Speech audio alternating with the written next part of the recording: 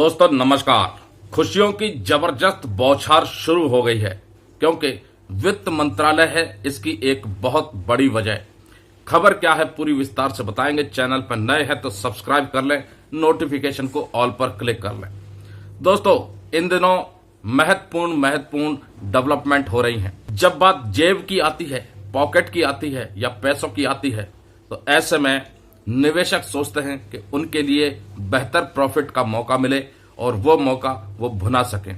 और वही मौका अब चल रहा है, यानी कि अंतरिम बजट, जिसे वित्त मंत्रालय की तरफ से देश की केंद्रीय मंत्री या यूं कह लें वित्त मंत्री निर्मला सीतारमण जी के द्वारा पेश किया जाएगा। अंतरिम बजट को ध्यान में रखते हुए दोस्तों भारतीय शेयर बाजार जबरदस्त उछाल के हिलोरे ले रहा है।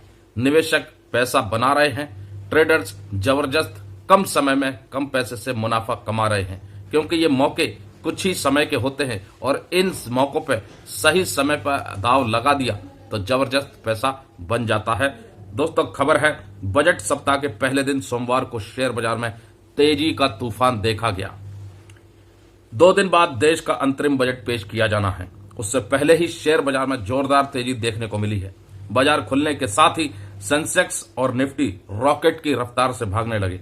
एशिया के अन्य बाजारों में तेजी के बीच रिलायंस इंडस्ट्रीज में भारी लिवाली के साथ सेंसेक्स जहां 1241 अंक मजबूत हुआ, वहीं नेशनल स्टॉक एक्सचेंज का निफ्टी 21,700 अंक के आंकड़ों को पार कर गया।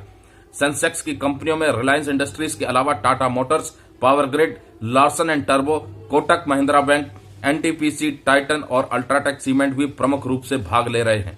जानकारों ने कहा है हाल की बिकवाली तथा एशिया के अन्य बाजारों में तेजी के बाद प्रमुख कंपनियों के शेयरों में लेवाली से घरेलू बाजार में तेजी लौटी है।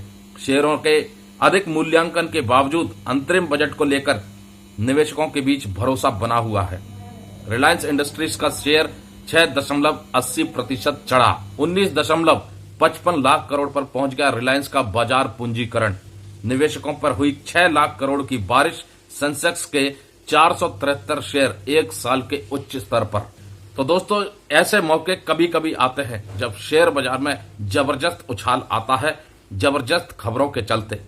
ग्लोबल बाजारों को देखते हुए और आने वाले अंतरिम बजट को देखते हुए कहीं ना कहीं निवेशकों का भरोसा भारतीय शेयर बाजार पर बढ़ा, जिसमें उन्होंने दांव लगाया और जबरदस्त मुनाफा कमा रहे हैं। दूसरी खबरों की तरफ रुख करें तो देश के केंद्रीय कर्मचारी पेंशन भोगी भी इंतजार कर रहे हैं कि उनकी मांगों को लेकर के केंद्र सरकार जल्द ही कुछ महत्वपूर्ण प्रावधान लेकर के आए।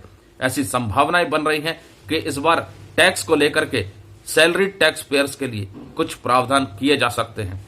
इस बार एनपीएस सब्सक्राइबर्स के लिए कुछ प्रावधान किए जा सकते हैं। 18 महीने के डीए एरियर को लेकर के भी संभावनाएं बनती नजर आ रही हैं। 8वें वेतन आयोग के गठन को लेकर के भी मांग तेज हो रही है कि सरकार देश के केंद्रीय कर्मचारी और पेंशन भोगियों के लिए सैलरी रिवाइज और पेंशन रिवाइज करने के लिए 8वें वेतन आयोग का गठन करे।